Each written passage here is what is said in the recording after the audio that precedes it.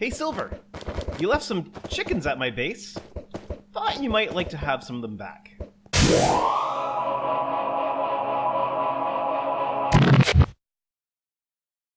Hey there everyone, this is GamePar and welcome to another episode on the InfinityCraft server. In today's episode we are going to do the construction work, the entire construction work actually, on this obsidian farm. It's going to be great, but before we get started I wanted to show you what's going on over at the concrete farm. Flying over the concrete farm, and as you can see I've done a little bit of work. Let's see if I can, I'm a little bit too low, I'm going to have to backtrack here, but that'll give us a chance to see what's going on. Yeah. Both of these walls are complete. Let's see if I can stick the landing. Nope. Ow. Oh well. Let me see if I can stick the landing over on this side. Ooh, coming in hot, and stick. Ha! I'm getting much better with the elytra. It's still quite deadly, but at least I'm doing better. So, second wall is up, including the top flangey detail-y areas. And it matches perfectly to this side. I did double check. I'm working on the exterior wall on the end here, and I'm not sure how I'm going to detail that out, but for now it's going to be just a standard everyday wall. Then, in between the bins where the concrete powder goes is going to be glass walls with light sources so that mobs don't spawn on top of the concrete powder while we're working on this factory. So, this is kind of the update, and it's going to be quite a big project to finish. It's going to take some time because it's just a lot of grindy work that needs to be done. But it is coming along nicely, I think. I mean, look at that. That's kind of cool. Yeah. So, next on the agenda, building the Obsidian Store. And I'm just going to build and talk. Build and talk. It's going to be a buildy-talky episode today. So we're back here at the construction site for the Obsidian Store, and I'm thinking, you know, it's going to be a fair bit of work, but I think we can get this done in this episode. So in this chest, I have a bunch of purple stained glass. Now, I did get some from the end, but I have made some of my own, and we've got a good chunk of obsidian. If we go through this much obsidian, there's going to be a problem. And so I'm just going to get started working on this and kind of explain a little bit as I go. But I want to share something a little bit more about the corn maze that I was at the other day. We took a group of our junior high students across a ferry to get to a corn maze. Now, the corn maze is on a family farm on a place called Wolf Island. I live in a city called Kingston, which, if you know your geography of North America, you know where the Great Lakes are. Well, Kingston is at the east end on the Canadian side of Lake Ontario, right before Lake Ontario turns into the St. Lawrence River and the St. Lawrence Seaway. So we live right there on the Canadian side. And there's this big island, and there's lots of wind turbines on the island that you can see from the Kingston side. I honestly, I don't really know what else is over there, but they have this farm, and every year this farm takes the cornfields and they cut into the farm, into the cornfield, this maze. In fact, it's not just one maze. There were 3 significantly large-size mazes cut into these cornfields. And I was going through, and as I was... Oh, I hate when I accidentally place obsidian. It's just so hard to get rid of. But I guess that's one of the reasons why we're doing this Obsidian Store, because hopefully the other Infinity Crafters will think that obsidian is just too hard to mine, and they'll want to buy up our obsidian that we're selling. So this area is going to be a little tricky because it's at the moment loading, and I need to remember what block I wanted. Oh yeah, this one here. And I need, do I have, okay, yeah, I've got some dirt on me so I can place a temporary, again, placing obsidian when I shouldn't be placing obsidian. Okay, let's get the dirt block in place so that we can place the obsidian here. We're going to need to fill this in somehow underneath, but I'm not going to worry too much about that right now. I'll deal with... I know it's the wrong way around. Usually you deal with the foundation first, and then you deal with what's underneath it. But in this case, you know, Minecraft mechanics, I'm not going to worry too much about what's underneath. I just want to get the foundation ring done here. Anyway, so the corn maze. What was I saying? Oh, okay, so it's cut in... Wait.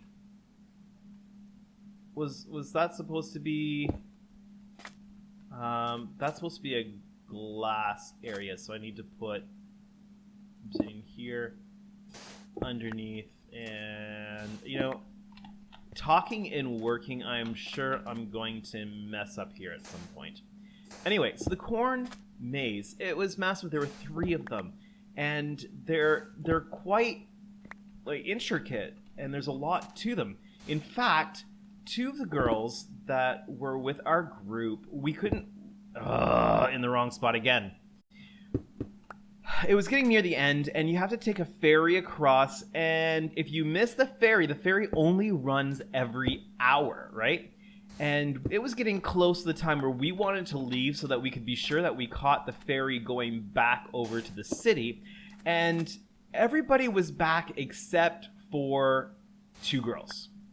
And fortunately, one of the girls had their cell phone on them, so I was calling them, and they're like, yeah, we don't know where we are.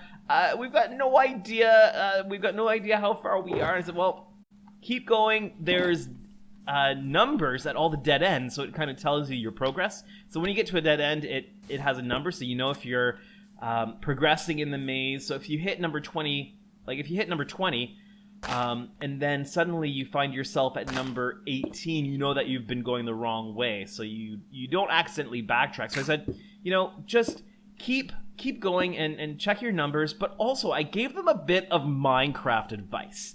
Because as I was going through the maze, I thought, man, this is a lot like caving in Minecraft. Now, caving in Minecraft, I have a very specific system that I use. I always keep to the right. So when I'm going through caves, I want to systematically and methodically go through. And so at all the twists and turns, I always go right. So if you think about your house or your apartment or wherever it is that you live, if you were to start at your front door and go through and just keep all the way to the right side, eventually you'd find yourself back at your front door and you would have gone through every single room. And the same works for caving in Minecraft. I'm going to light up the bottom of the glass pillars with these end rods. I've never used them before and I really want to use them. So I think that's going to look kind of cool. Anyway, so I always keep to the right when I'm caving in Minecraft, or if I'm going through abandoned mine shafts. Always keep to the right. And it has saved me from getting lost so many times. But also, when I keep to the right, I know that when I return to the beginning again, I know that I have gone through every single part of the cave system or the abandoned mine shaft. And I know that I've caught all of the goodies that I could possibly find. So that's what I told them. I said, keep to the right. If you keep to the right, you'll stay out. Because I had asked them, are you doing this methodically? Do you have a system? And they're like, well, no, we kind of just go whichever way we think. I'm like, okay, if you do that, you might end up right at the beginning. You'll have no idea where you are. So keep to the right. So that was my bit of Minecraft advice for them. And, you know, I was going through that corn maze, and it really did feel, to a certain extent, like I was doing real-life Minecraft caving. It was kind of really cool. And here's the thing. Oh, that's good to know. Did I know that they did that? Maybe I knew it and didn't really remember. I'm really curious to see how the glass looks with the light shining through. But yeah, so what was I saying? Yeah, so it really felt like I was doing a little bit of real life. Yeah, that's going to look cool, especially at nighttime. Although, maybe I want the light to go down another block or on its side. I'm not really sure. Do I want to see the end rod in there? Unless I come really up close. Well, you know, if you're out here, you're not necessarily going to see it. If I'm going to put it here, I can always change this a little bit later if I want to. I can just pull the top layer of glass off. But let me get glass, purple glass on top of all of these, and that'll give me just a sense of the aesthetic that's going on here. Yeah, sheep, out of the way! I told you last episode. You have no hard hat. You have no steel-toed shoes. Not only that, but you've brought your friends with you. How rude. Yeah, so back to the corn maze. It felt when I was going through like I was doing real-life Minecraft caving. Now, it was a cornfield. It wasn't a cave, but the corn is quite tall. And it was just kind of really fun. It was getting dark. So the sun was going down when we were crossing the ferry, and I'm like, I hope they let us in because it's starting to get dark. And I don't know if they let people go through at nighttime, but it got completely dark. And all there was a sliver of a moon up in the sky. No extra lights lighting the place up. We had lights on our cell phones, so when we were getting to dead ends and we wanted to see what numbers, we had to pull out our flashlights on our cell phones. But we were kind of like making our way through in the dark. Didn't have any torches to put up. Fortunately, real life, no creepers to worry about. So yeah, it was just really a fun time. Now, you know, this I think we have something here. I think that this is going to be something that looks pretty cool. But I'm going to sleep and I'm going to build these up, and I might do that as a time-lapse video here. And we'll just build this up and see how it goes.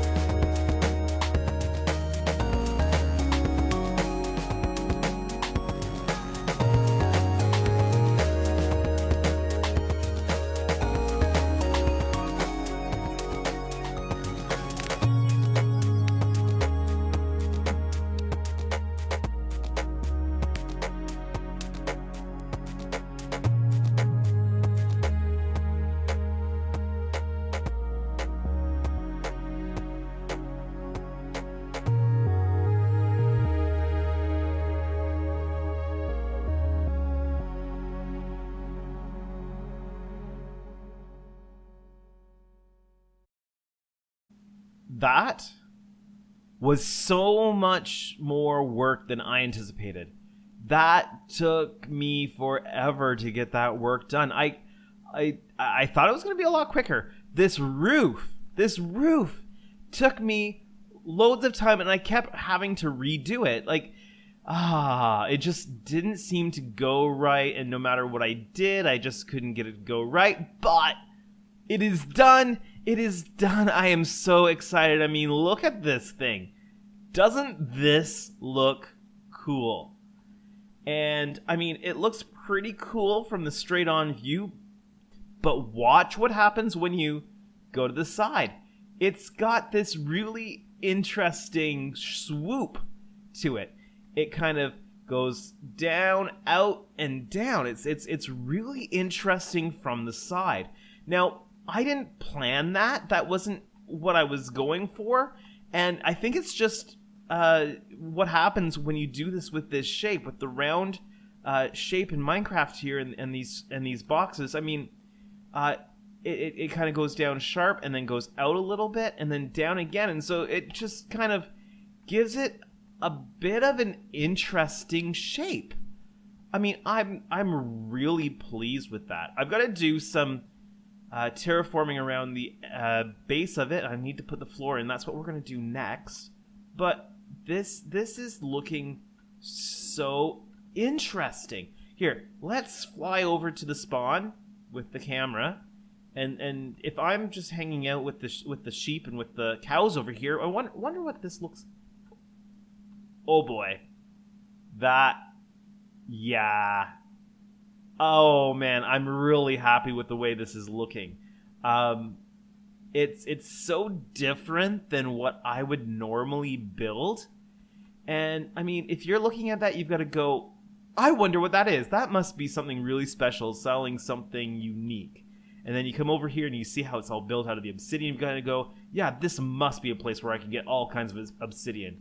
Yeah, I mean, this is looking pretty fantastic. What happens if we go inside and look around? And yeah, it's got an interesting shape inside too. But seriously, this is... I am liking this. And what a nice little surprise with that shape on the top. Yeah. You know, it's turned out better than I thought it would. I mean, I thought the design was going to be really interesting, but like this whole shape on the roof, that's just been such a happy surprise. I was really curious what was going to happen when I was building it, because it just wasn't making sense, and I kept having to change it. I had to do it over and over and over again, but now I understand why, because it's not just a straight slope down. It's got some curve to it. It's got some slope and some sloosh, like I said to it. Sloosh is my new word of the day, apparently. It describes the shape of this roof. It's a shloop shaped roof, apparently. I don't know. But the next thing we need to do is we need to replace the floor, because, I mean, that floor down there does not look very good. So that's the next order of business. But the floor is going to have to wait for another day, because this is all the time that we have for today's episode. If you've enjoyed this episode and you like this building, hit that like button. If you haven't yet subscribed, make sure that you hit the subscribe button. That really does help. And as always, check out the links in the description below for the other InfinityCraft members' YouTube pages. Check their videos out, hit their subscribe buttons too, and enjoy those. But for now, this has been GamePar playing on the InfinityCraft server. Have a great day, everyone.